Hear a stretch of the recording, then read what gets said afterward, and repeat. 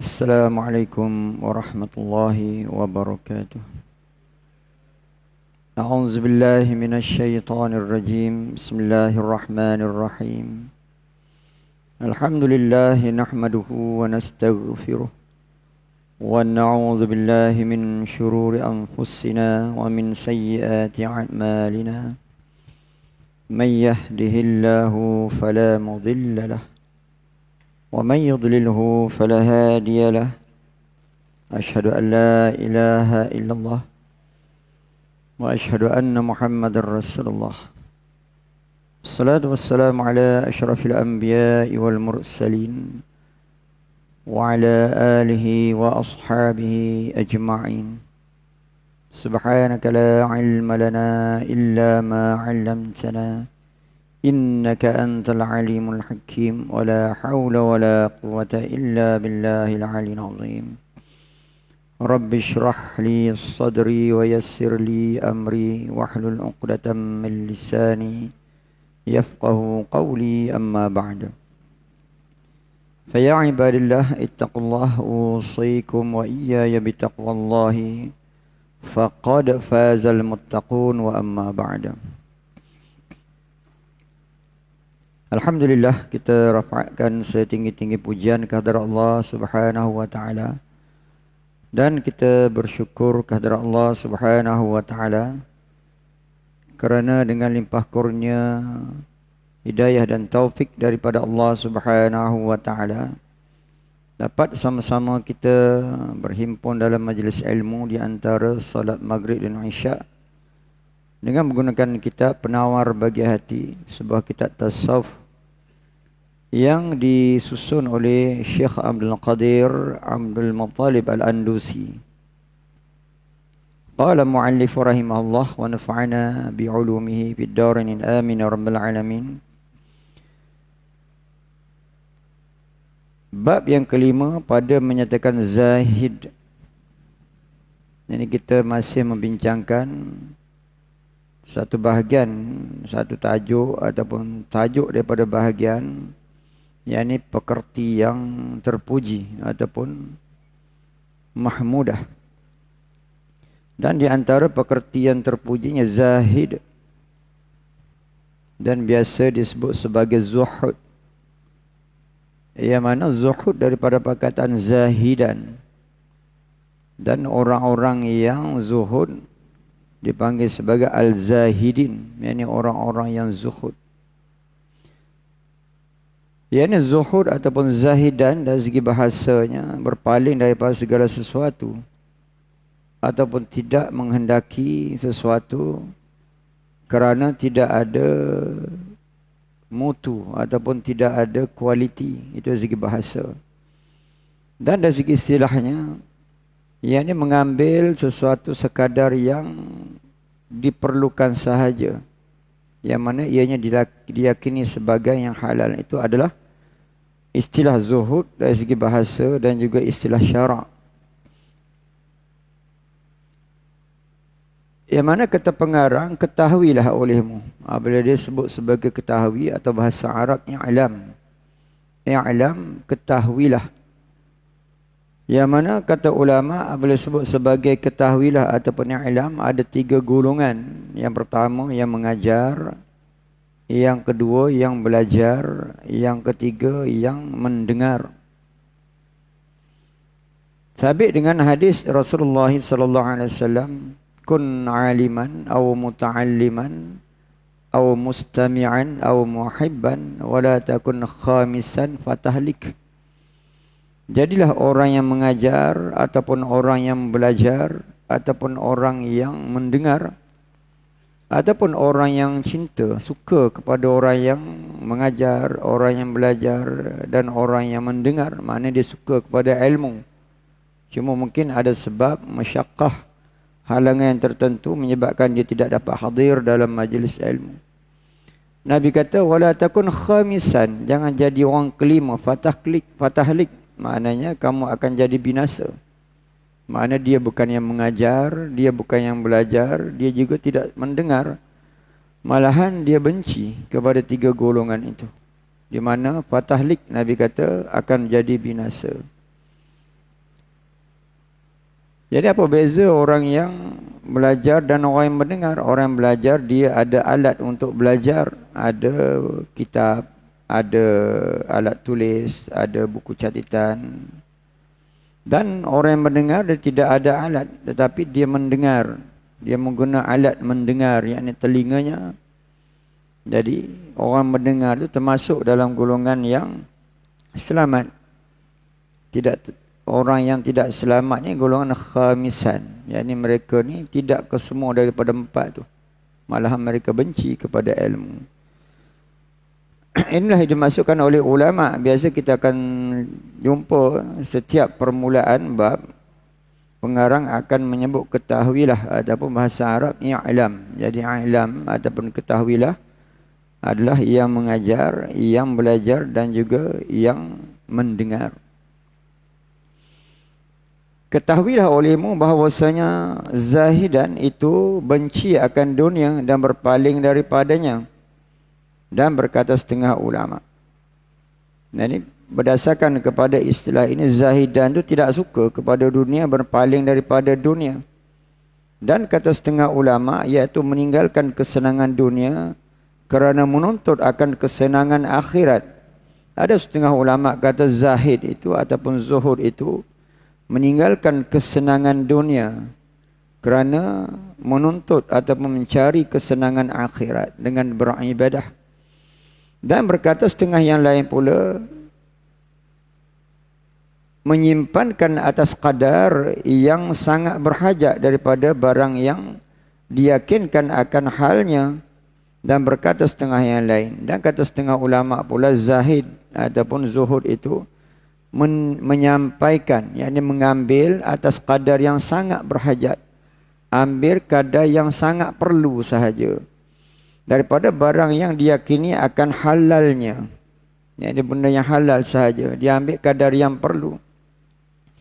Dan berkata setengah yang lain pula, meninggalkan menuntut yang tiada ada hingga habis barang yang ada. Dan bahawasanya zahid itu. Dan kata setengah ulama yang lain, dia tidak mencari sesuatu yang lain sehingga dia tunggu habis apa yang ada dalam simpanannya. Dan ada setengah ulama juga mengatakan,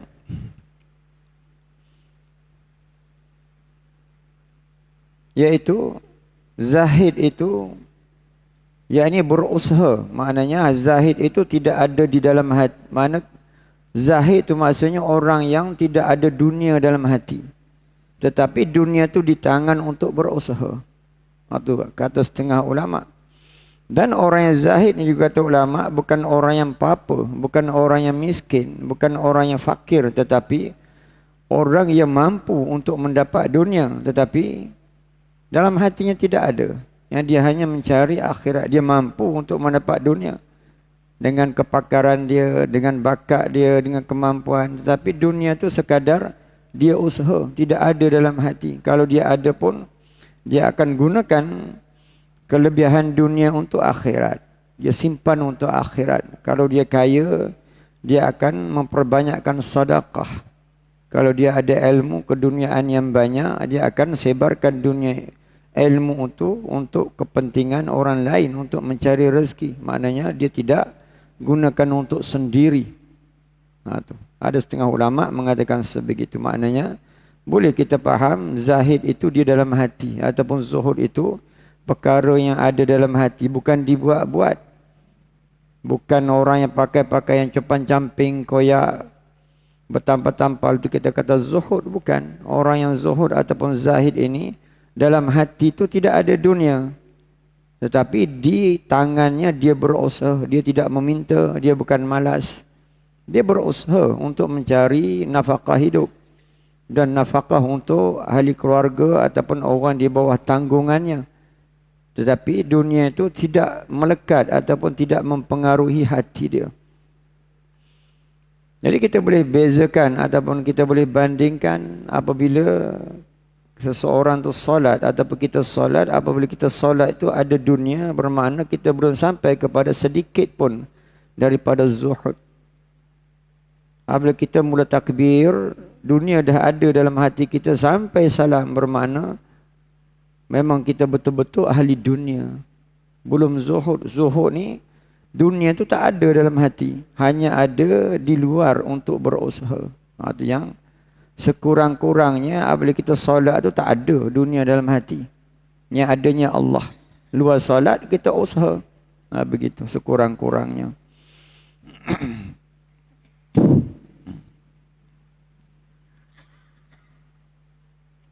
Dan bahawasanya zahid itu satu kelakuan hati yang dipuji, yang menyebabkan ia akan kasih Allah Ta'ala dan sekalian manusia agar orang yang bersifat dengan dia. Seperti yang kita sebutkan tadi, zahidan ataupun zuhud.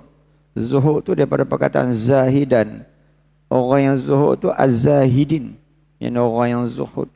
Di mana zuhud tu dia perangai hati ataupun perbuatan hati, bukan perbuatan zahir, bukan yang dilakon-lakonkan ataupun bukan yang diada-adakan, tetapi dia adalah kesedaran dalam hati betapa pentingnya akhirat berbanding dengan dunia. Dunia ini adalah merupakan tempat untuk mencari akhirat, bukan dunia itu untuk selama-lamanya. Di mana orang yang dalam hatinya zuhud, dia akan dikasihi oleh Allah dan juga akan dikasihi oleh semua manusia. Kerana sabda Nabi SAW, dalilnya mana? Yani orang yang zuhud, dia dikasihi oleh Allah dan juga dia dikasihi oleh semua manusia. Dalilnya mana? Di mana sabda Nabi SAW, izhad fid dunya yuhibbukallah wazhad fima fi aidin nas yuhibbukan nas. Hadis yang diriwayatkan oleh Imam Tirmizi dan juga Imam Hakim, hadis sahih. Yang bermaksud zahid olehmu pada dunia, nescaya kasih akan dikalau oleh Allah. Dan zahid olehmu pada barang yang ada di tangan manusia daripada dunia, nescaya kasih akan dikau oleh manusia. Adalah zahid itu terjadi ia kerana ilmu, kerana firman Allah Ta'ala. Yani zahid, Allah Ta'ala cinta itu bermaksudnya orang yang dalam hatinya ada Allah, bukan ada dunia. Dunia itu sekadar dia usaha saja, bukan dia cinta kepada dunia, cintanya hanya kepada Allah. Orang macam tu dikasihi oleh Allah Subhanahu Wa Ta'ala. Dan apa maksud zahid dengan manusia? Yani orang tu tidak berkendak kepada apa yang ada di dalam tangan manusia. Dia tidak berhajat pun kepada manusia. Maknanya dia tidak tamak dengan apa yang ada di dalam genggaman manusia. Orang macam ni dia selamat. Dia tak tamak kepada harta orang. Dia tidak tamak kepada pemberian orang. Dia tidak ingin. Dia hanya ada Allah dan dirinya sahaja. Orang macam ni manusia memang sayang. Orang yang tamak ni manusia tak sayang, tak suka. Dan zahid ataupun zuhud ini dia perlu kepada ilmu. Nak dapatkan zahid, nak dapatkan ataupun zuhud, dia perlu kepada ilmu. Di mana dalilnya sebagaimana firman Allah Ta'ala, wa qala alladhina utul ilma wailakum sawabullahi khairan liman amana wa amila salihah.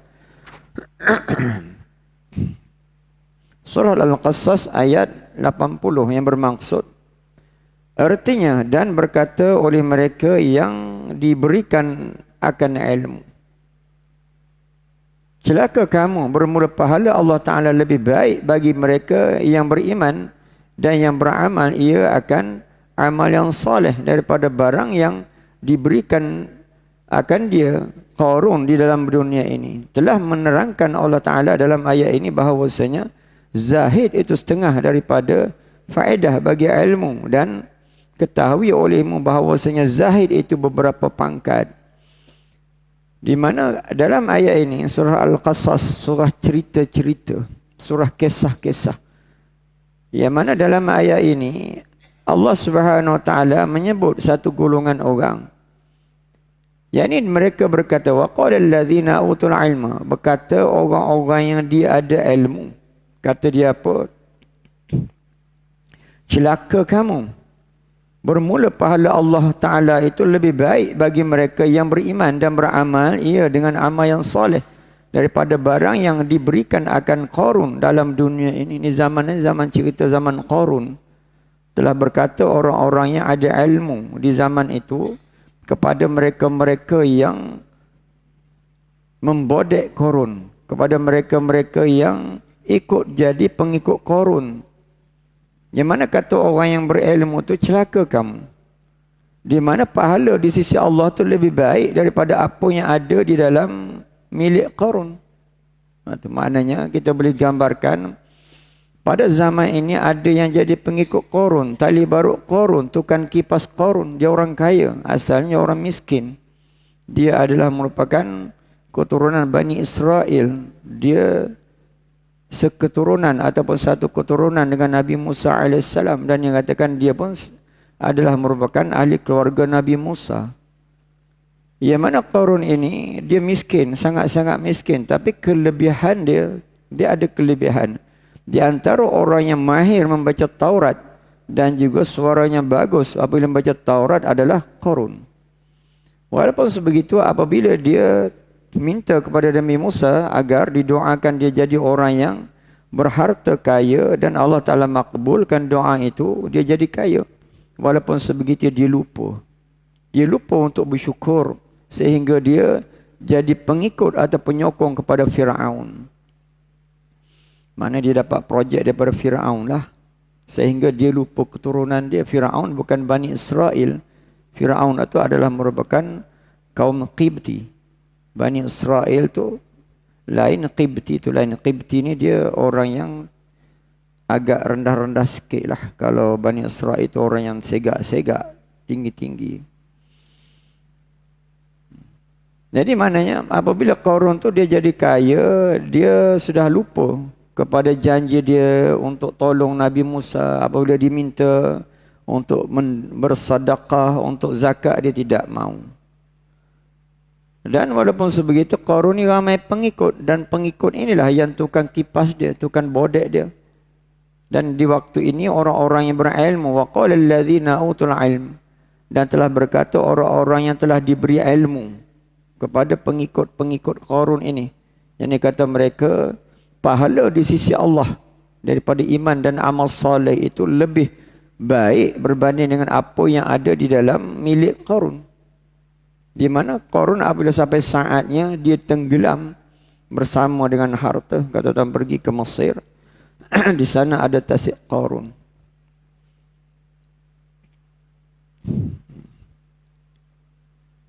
Jadi maknanya kita lihat di sini orang berilmu ni orang yang zuhud. Maknanya dia tidak melihat apa yang ada di dalam milik Qarun.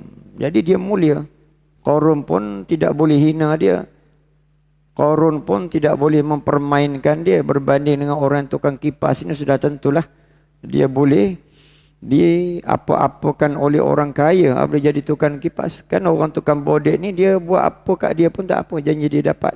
Maknanya dia hina. Mana dia melihat kepada apa yang ada di dalam milik orang kaya ataupun orang yang memiliki harta. Seperti bagaimana pengikut Qarun itu, dia sanggup mengikut Qarun walaupun dia tahu Qarun tu salah. Mana di sini ilmu tu penting. Bagaimana nak faham apakah yang dimasukkan dengan zuhud kepada manusia. Zuhud kepada manusia tu tidak melihat, tidak tamak kepada apa yang ada di dalam milik manusia. Kita tidak teringin pun, tidak terlintas pun untuk dapat apa yang ada di dalam milik orang tu. Walaupun dia kaya macam mana sekalipun, tak ada. Memang kita tidak ada itu. Ini orang macam ni, orang yang zuhud. Yang kita ada ni, yang Allah Ta'ala beri itu adalah cukup rezeki kita begitu. Dan berbeza pula dia dengan Allah. Dia mengharapkan daripada Allah. Oleh kerana itu orang yang zuhud ni orang yang ada Allah di dalam hatinya. Dunia ada di dalam genggamannya untuk berusaha. Jadi orang zuhud ni bukan orang yang pemalas. Dia berusaha, tetapi sebaliknya dalam hatinya penuh ada keagungan Allah Subhanahu wa Ta'ala.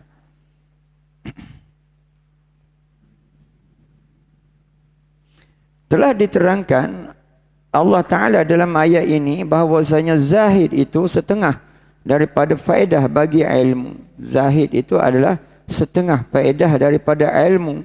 Dan ketahui olehmu bahawasanya zahid itu beberapa pangkat.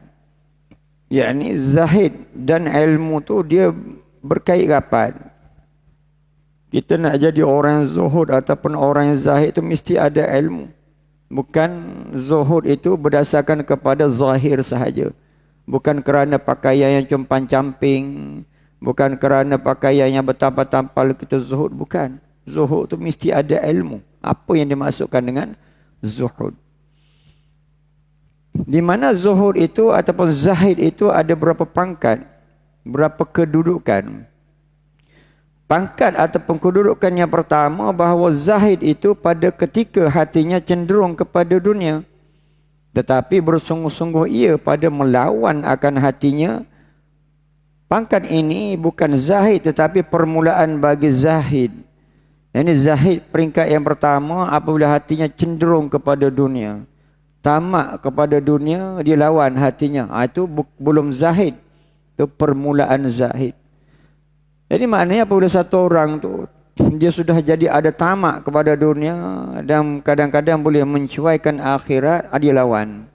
Dia lawan perasaan itu, di mana itu adalah permulaan zahid. Belum sampai martabat zahid lagi, permulaan. Sebab ketamakan kepada dunia ni akan membinasakan akhirat. Orang yang hanyut dengan dunia, orang yang larut dengan dunia, lama-lama dia akan hilang akhirat. Mula-mula dia solat secara bersendirian sebab sibuk dengan dunia. Asalnya solat berjamaah. Lama-lama dia solat bersendirian sebab tak sempat untuk berjamaah. Lama-lama dia akan solat lambat. Lama-lama solat hujung waktu. Lama-lama dia tidak solat dengan sebab apa? Dengan dunia. Itu dia punya masalah dengan dunia ini. Dan orang yang mula-mula dia cenderung kepada dunia, dia lawan agar dia ini tidak larut dengan dunia. Ini adalah permulaan orang yang nak mencapai kepada martabat zuhud. Ini kena hati-hati. Mana kadang-kadang apabila kita seronok dengan dunia ni, kita dah lupa dengan akhirat. Satu daripada contohnya, asal kita solat berjamaah, lama-lama kita seronok dengan dunia, kita pun abai solat berjamaah. Tu dia permulaan seseorang itu hatinya akan dipenuhi dengan dunia. Pangkat yang kedua bahawa liar hatinya daripada dunia dan tiada cenderung ia kepadanya kerana mengetahui akan bahawasanya tiada biasa menghimpunkan akan dunia dan akhirat. Maka menyuruh hati dengan meninggalkan dunia itu kerana mengetahui ia akan bahawasanya akhirat itu lebih baik daripada dunia, seperti menyuruh hati mereka yang membeli akan permata yang indah dengan RM1, sekalipun kasih ia akan wang yang RM1 itu, dan itu zahid yang lebih rendah. Dan pangkat yang ketiga, zahid yang permulaan, zahid yang lebih rendah, peringkat rendah, yakni hatinya liar daripada dunia. Makna tidak cenderung hatinya kepada dunia.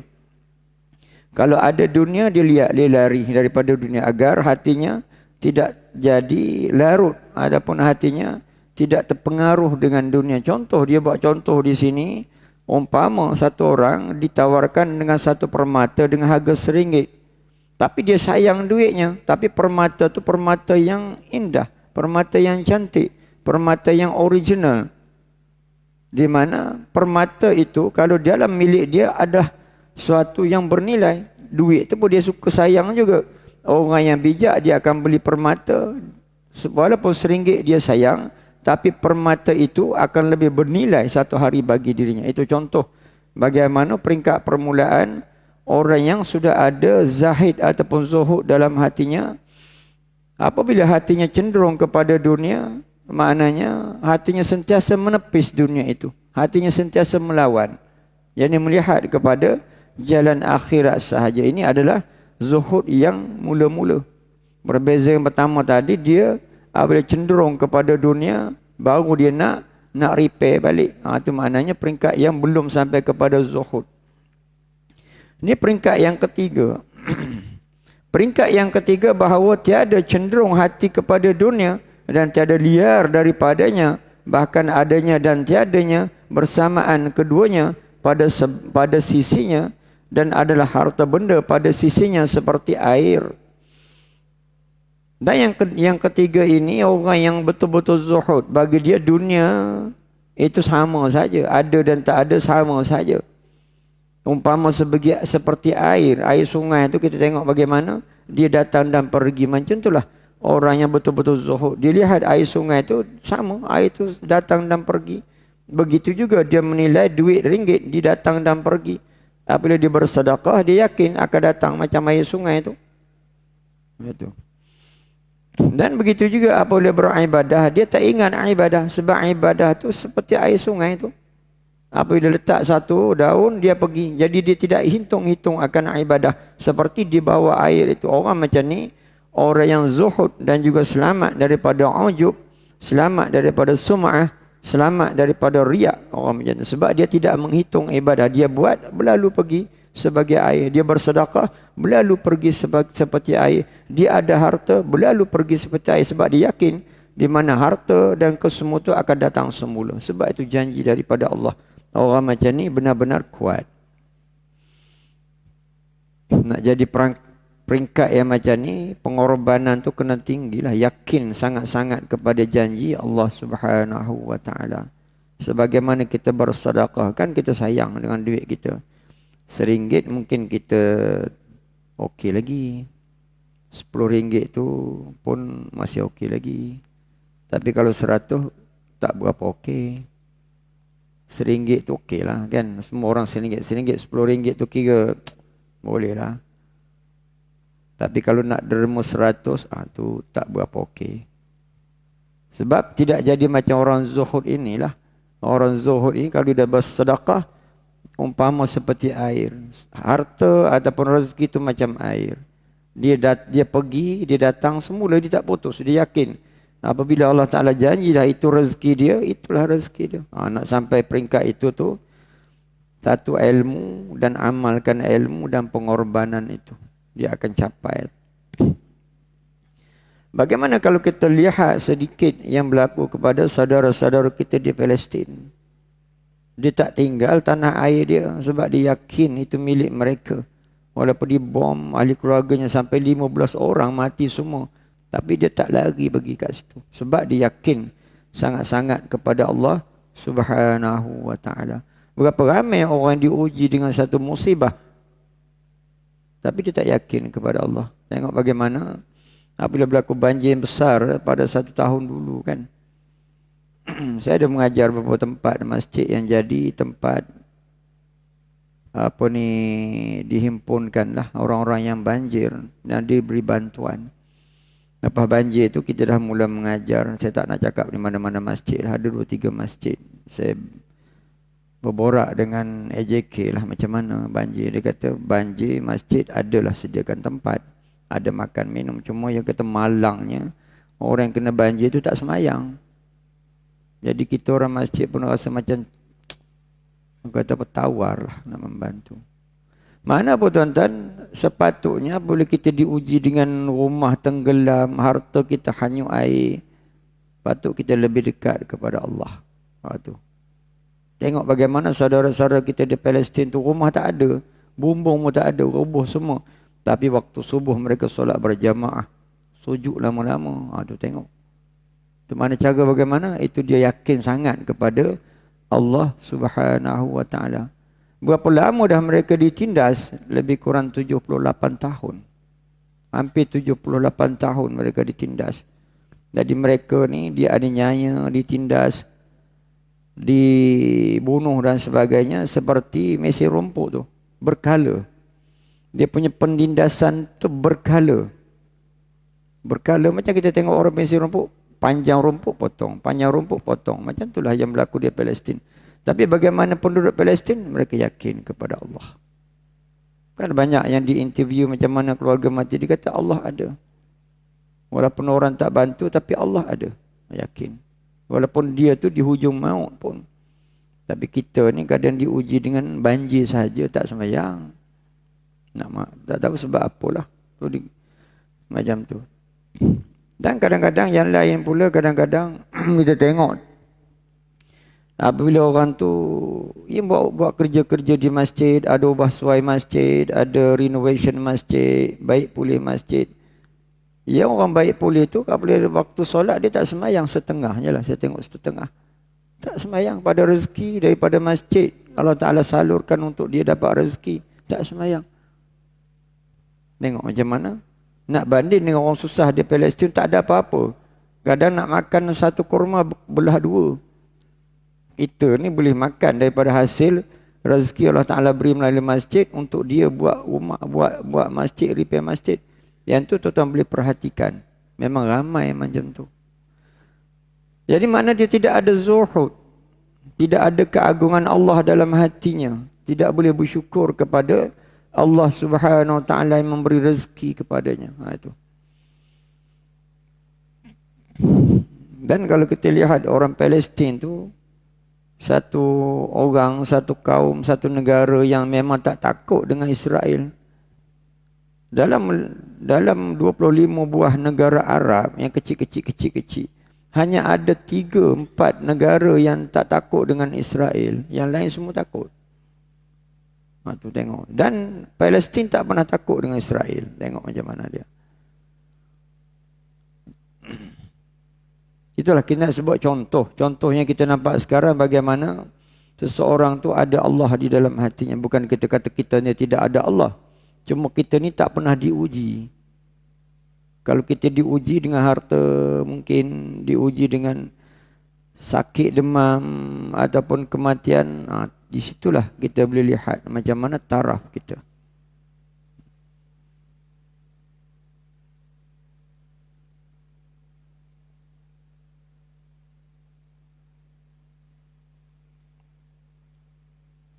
Bahkan adanya dan tiadanya bersamaan keduanya pada sisinya dan adalah harta benda pada sisinya seperti air. Ini orang yang zuhud betul. Ni harta benda dia seperti air saja. Kalau kita gambarkan air sungai tu datang pergi macam tu, dia yakin sangat. Di mana kalau dia bersedekah, dia tahu dah apabila Allah Ta'ala janji rezeki dia begitu akan datang lagi. Dia yakin. Dan perbendaharaan Allah Ta'ala seperti laut. Begitu juga dia yakin perbendaharaan Allah Subhanahu Wa Ta'ala itu seperti laut. Khazanah, harta benda Allah itu seumpama laut dan lebih daripada laut lah. Dan apabila Allah Ta'ala nak memberi sesuatu kepada manusia seperti setitik air daripada air laut sahaja. Orang kaya di dunia ni ke semua campur orang miskin. Hanya kalau kita boleh gambarkan, ambil setitik air laut itu saja ya. Daripada nisbah kepada harta Allah. Makna banyak sungguh harta Allah. Dan keyakinan, kepercayaan ini ada di dalam hati orang yang zuhud. Dia yakin Allah Subhanahu Wa Ta'ala memiliki perbendaharaan kurnia harta yang sungguh banyak. Dan apa yang Allah Ta'ala beri kepada manusia seluruhnya itu hanya seumpama setitik air laut sahaja. Maka tiada berpaling hatinya kepadanya kerana gemar atau kerana liar. Dan kerana itulah hatinya tak berpaling. Sama ada dia suka ke ataupun tidak suka kepada dunia itu sama saja. Sama ada dunia ataupun tidak ada dunia sama saja, dia tidak berpaling. Yang ada dalam hatinya adalah Allah. Dan bermula ini zahid yang lebih sempurna dan yang lebih tinggi daripada yang kedua. Kerana yang benci akan sesuatu berbimbang ia akan dia. Semacam dengan yang kasih akan dia. Kerana ini tatkala mencela akan dunia oleh beberapa laki-laki pada sisi Rabi'atul Adawiyah berkata ia bagi mereka itu jika tiada cemarnya hati kamu nescaya tiada mencela kamu akan dia entah. Nah, ini bagi orang yang betul-betul zahid ini, dia tidak benci dunia dan tidak sayang dunia, sama aja. Tu maknanya dunia itu tidak membekas kepada hati. Berbeza dengan orang yang kedua tadi, dia berusaha untuk membenci dunia. Berbeza dengan orang pertama tadi, dia dah kena dengan dunia, tapi dia berusaha untuk repair semula. Orang yang zahid ni, dia tak ada benci dunia dan tak ada sayang dunia, sama saja dalam diri dia. Sebagaimana diceritakan, cerita bagaimana Rabi'atul Adawiyah. Rabi'atul Adawiyah ni adalah merupakan satu orang yang zuhud pada zaman dia, satu perempuan. Dia hidup sezaman dengan Hasan Basri. Dia kuat beribadah kepada Allah. Di mana pada satu hari anak-anak murid dia ni berjumpa dia.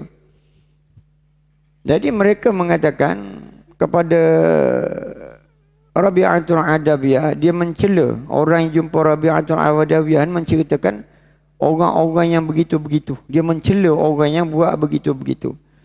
Kata Rabi'atul Adawiyah, ya, ini hati kamu sendiri sudah kotor sebab kamu melihat kekotoran itu. Kalau kamu tidak kotor hati, sama saja. Kamu tidak ada untuk mencela orang pun.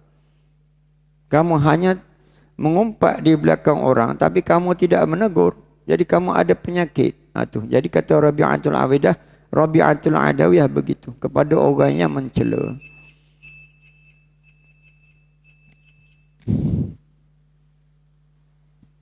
A'udzubillahi minasyaitonirrajim. Bismillahirrahmanirrahim. Subhanallah walhamdulillahi wa la ilaha illallah wallahu akbar. ولا حول ولا قوة إلا بالله العلي العظيم اللهم صل على سيدنا محمد الله يا كريم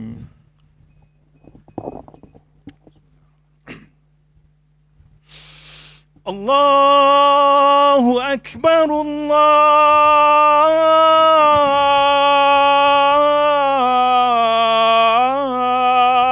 الله أكبر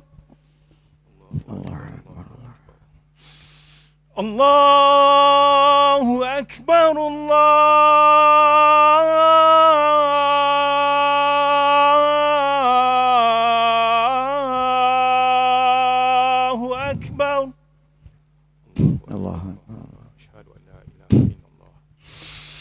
أشهد أن لا إله إلا الله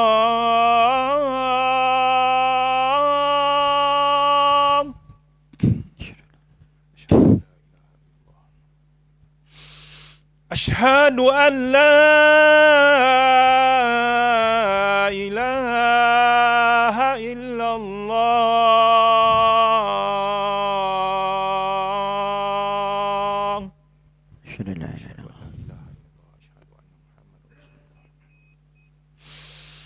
أشهد أن محمد رسول الله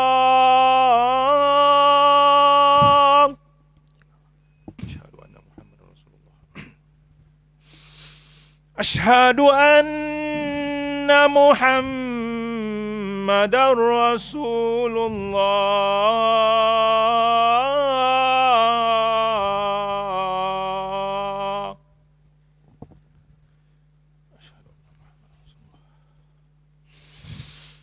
حي على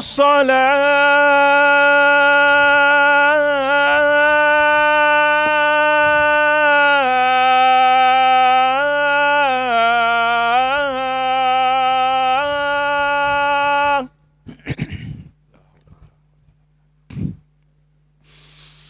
حي على الصلاة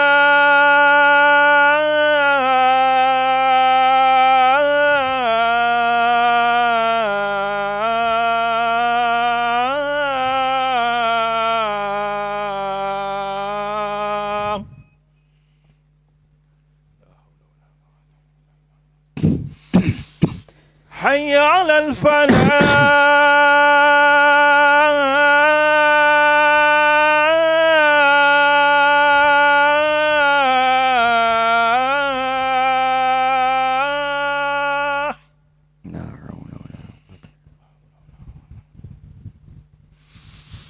حي على الفلاح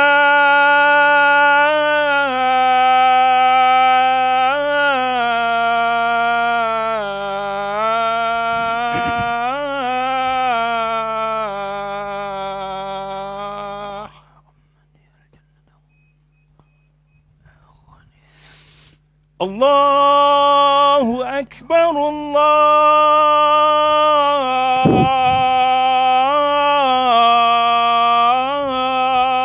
الله أكبر الله لا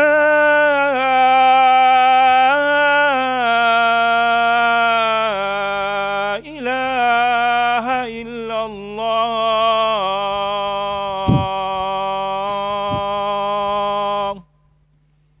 اللهم رب هذه الدعوة التامة والصلاة القائمة آت سيدنا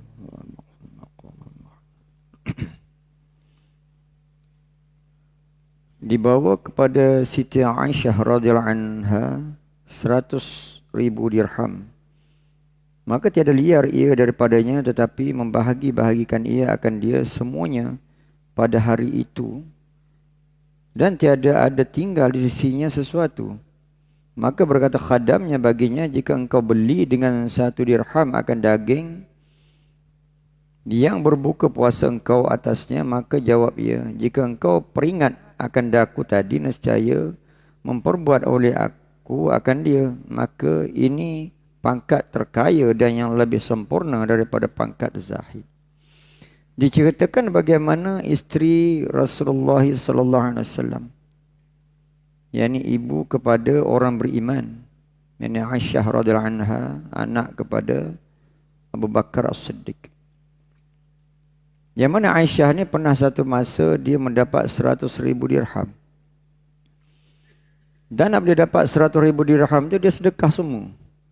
Hari tu dia berpuasa. Khadam dia kata, kalaulah baiknya tadi belilah 1 dirham daripada duit tu, jangan bagi semua. Sekurang 1 dirham beli daging, bolehlah buka puasa. Tak adalah langsung tak ada. Kata Aisyah, kalau kamu bagi tahu saya tadi, saya beli, saya tak ingat. Jadi apa tuan-tuan, inilah orang yang hidup bersama dengan Nabi, sebumbung dengan Nabi, yang dididik oleh Nabi. Sampai macam tu keadaannya. Pernah satu masa Rasulullah SAW lepas solat terus balik rumah. Sahabat pun heran, Nabi terus bergegas ke rumah. Dan kemudian Nabi datang semula, sahabat tanya, kenapa, ada apa masyakkah? Nabi kata, tadi aku teringat ada pemberian orang, aku tak beri kepada orang. Jadi dia balik tu, dia beri kepada orang itu. Kita tak boleh sampai peringkat itu. Beratlah nak sampai peringkat itu. Zuhud yang sebegitu dia sunat. Zuhud atau muzahid ni hukum yang sunat. Tapi sekurang-kurang ada dalam hati kita tu Allah. Jadi kita ni tidak cenderung kepada dunia semata. Mana ada Allah dalam hati kita. Dan kalau boleh berusahanya, dunia itu di tangan untuk usaha. Tidak letak dunia dalam hati. Kita permulaan untuk kita jadi orang yang zuhud. Kita tidak buang dunia tu, tetapi ada Allah dalam hati kita. Kalau kita ada kelebihan dengan dunia, kita usaha. Dan lebihan daripadanya, kita bekalkan untuk akhirat. Dengan sedekah dan juga apa bentuk pemberian yang kita yakin kesemua itu akan dibalas oleh Allah Subhanahu wa taala. Kita nak jadi peringkat yang ketiga dan peringkat yang hebat seperti Sayyidatina Aisyah tu, sudah tentulah berat. Jadi itu adalah hukumnya sunat. Paling tidak ada Allah dalam hati kita, dan hati kita ni tidak larut dengan dunia untuk meninggalkan kewajipan-kewajipan yang diwajibkan Allah, dan juga untuk kita tidak meninggalkan sunat-sunat seperti sunat-sunat yang kita boleh buatlah. Kerana kita kena kejar dunia, tak buat yang sunat. Kejar dunia, kita tak sidak solat berjamaah dan sebagainya. Jadi mudah-mudahan apa yang kita kongsikan pada malam dapatlah manfaat kepada kita, insya-Allah. A'udzubillahi minasyaitonirrajim. Bismillahirrahmanirrahim. Alhamdulillahirabbil alamin. Allahumma arinal haqqa haqqan warzuqna ittiba'ahu wa arinal batila batilan warzuqna ijtinabah. Allahumma fa'alna bima 'allamtana waj'alna min 'ibadikas salihin. Wa sallallahu ala sayyidina Muhammad wa ala alihi wa sahbihi wasallam. Alhamdulillahirabbil alamin. Aqulu qawli hadza wa astaghfirullahal azim li wa lakum wa lisairil muslimin wal muslimat fastaghfiruhu innahu huwal ghafurur rahim. Assalamualaikum warahmatullahi wabarakatuh.